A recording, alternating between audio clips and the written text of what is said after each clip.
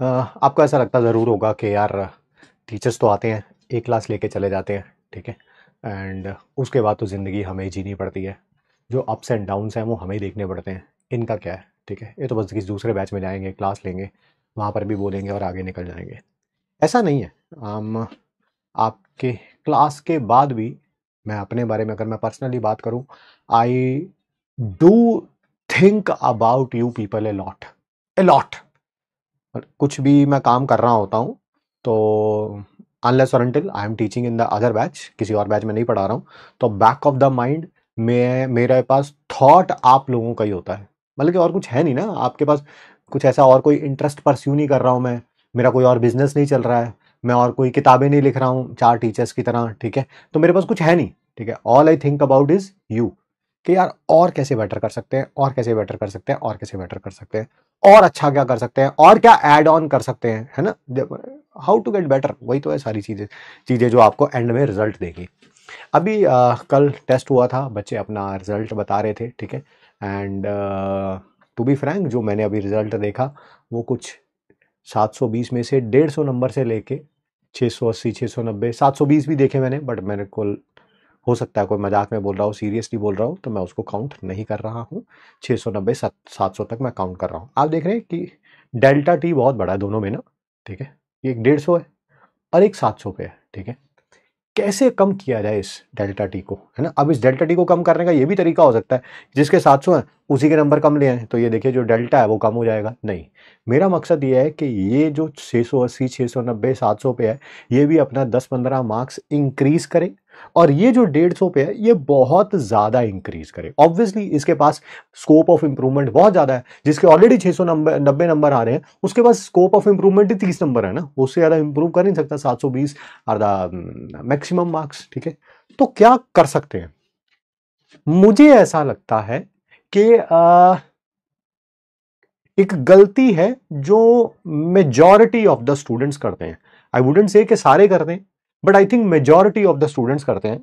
वो ये करते हैं कि जिस दिन आपको एग्जाम का सिलेबस पता चलता है, आप उस दिन से एग्जाम की तैयारी करना शुरू करते हैं, ठीक है। तो ऐसा करते हैं कि 2 हफ्ते बाद एग्जाम है, दैट इज ऑन अगस्त 7 के आसपास, देख लेना संडे होगा, 6 को है कि 7 को है वो आप चेक कर लेना, 8 को है वो आप चेक कर लेना। उसका सिलेबस मैं आज ही बता देता हूं, ठीक है। अप्रोक्सीमेटली 80 to 90% सिलेबस वही रहेगा, हो सकता है 10-15-20% कम हो जाए, या 10-15-20% बढ़ जाए, बढ़ेगा नहीं, वैसे कम होने के चांसेस ज्यादा है, ठीक है। तो उसकी तैयारी अगर हम आज से शुरू करें, हम आज से ही आपको बताना शुरू करें कि कल क्या रिवाइज करके आना है, ठीक है, और हम उसका कोई छोटा सा 2-3 क्वेश्चंस का टेस्ट भी ले लें, तो मुझे लगता है 2 हफ्ते जब हम तैयारी करेंगे अच्छे तरीके से, ठीक है, तो केमिस्ट्री में सबके मार्क्स इंक्रीज होंगे, जिसके 20 आ रहे होंगे उसके भी, जिसके 160 आ रहे होंगे उसके भी, ठीक है। Can we do something like that. और इससे क्या होगा, इससे क्या होगा, जो अभी हाशिए पे पड़ा हुआ बच्चा है, ठीक है, जिसके नंबर ही नहीं आ रहे फिजिक्स में, केमिस्ट्री में, बॉटनी में, जूलॉजी में, उसके 1-2 टेस्ट में भी मार्क्स आने शुरू हो गए ना, तो उसको अपने आप जो है वो कॉन्फिडेंस आएगा, जो उसकी सेल्फ स्टीम ऊपर जाएगी कि यार मैं अगर केमिस्ट्री में अच्छा कर सकता हूं, मैं अगर बॉटनी में अच्छा कर सकता हूं, तो यार मैं फिजिक्स में भी कर सकता हूं, या मैं फिजिक्स में अच्छा कर सकता हूं, केमिस्ट्री में अच्छा कर सकता हूं, तो मैं बॉटनी जूलॉजी में भी कर सकता हूं।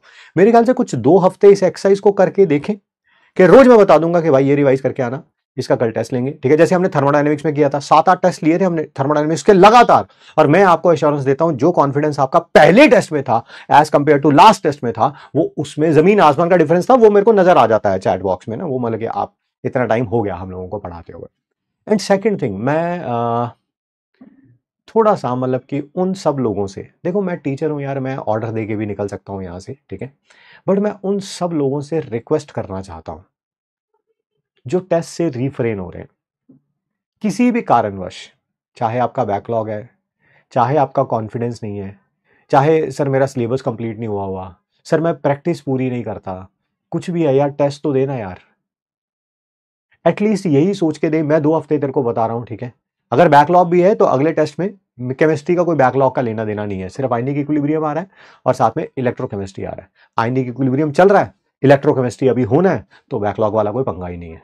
क्या हम सब लोग इस बात पे एग्री करें कि हम कुछ ऐसा करते हैं, 2 हफ्ते अगले जो है वो तैयारी करते हैं, जो भी नेक्स्ट टेस्ट आ रहा है उसमें आएगा एक तो आयनिक इक्विलिब्रियम और एक आएगा इलेक्ट्रोकेमिस्ट्री।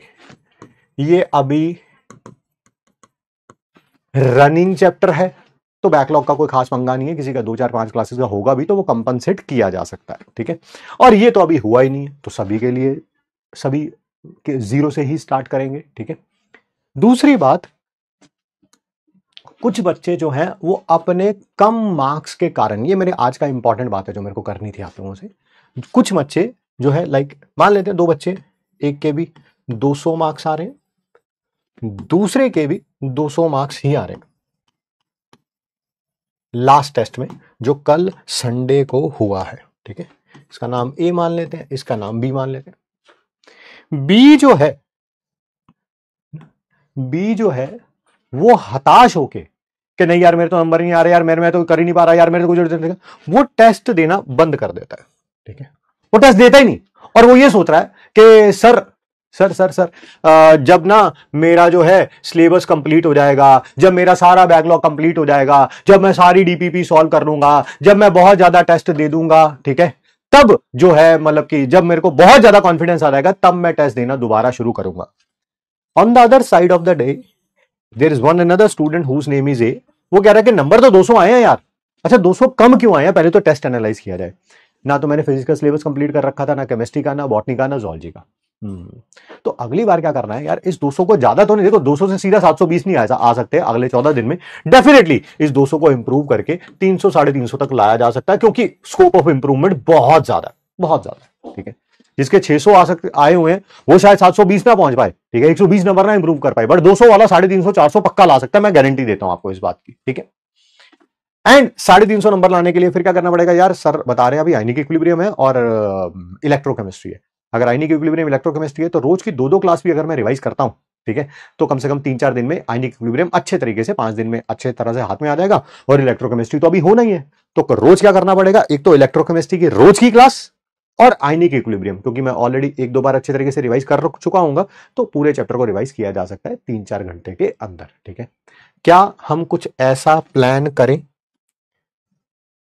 आप देखोगे इन दोनों में फर्क आपको फाइनल मार्क्स में नजर आएगा।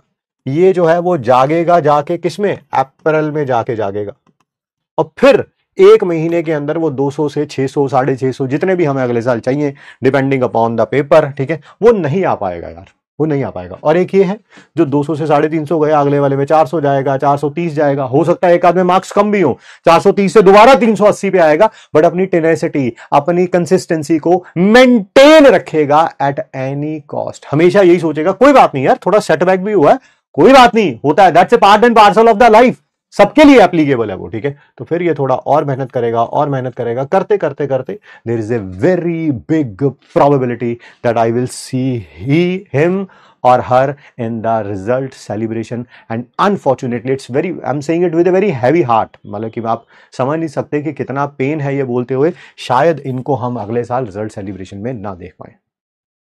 मैं जो हाशिए पे पड़ा हुआ बच्चा है, जिसके 100 200 नंबर आ रहे हैं, मैं उसके साथ हूं भाई, मैंने छोड़ा नहीं है आपको। मैं ये नहीं कह रहा बाहर में जाओ यार, जो करना कर लो अपने आप, ठीक है। और ऑब्वियसली जिसके अच्छे आ रहे हैं, 600 आ रहे हैं, 650 आ रहे हैं, मैं आपके भी साथ हूं। मैं चाहता हूं, है ना, देखो देखो मैं कोच हूं यार, कोच का काम ही यही है कि इंडिविजुअल्स के लेवल को इंप्रूव करना। जिसके 650 आ रहे हैं, है ना, मैं चाहता हूं कि ये जितनी मर्जी मेहनत करे, ये आपको बीट ना कर पाए, मेरी मेरी ये भी विश है यार, ठीक है। और जिसके 200 आ रहे हैं, मैं उसको भी यही कहना चाहता हूं कि ये जितनी मर्जी मेहनत कर ले, 650 वाला, ठीक है, तू इसको बीट कर सकता है, तेरे अंदर पोटेंशियल है, मेंटेन योर सेल्फ एस्टीम। ये पहला ड्रॉप नहीं है, ये दूसरा ड्रॉप नहीं है, ये तीसरा नहीं है, ये लास्ट ड्रॉप है। मेरा काम दोनों को इंप्रूव करना है यार, ठीक है। क्या कुछ ऐसा शुरू किया जाए, यस के लिए वाई, नो के लिए एन, ठीक है, और फिर पढ़ना शुरू करते हैं हम लोग।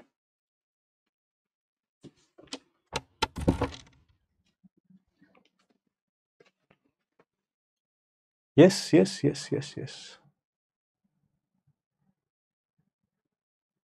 यस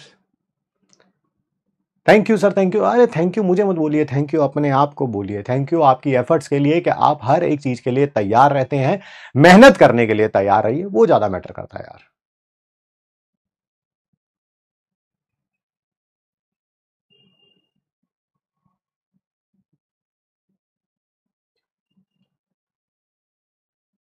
यस यस यस, चलिए आइए आइए फिर।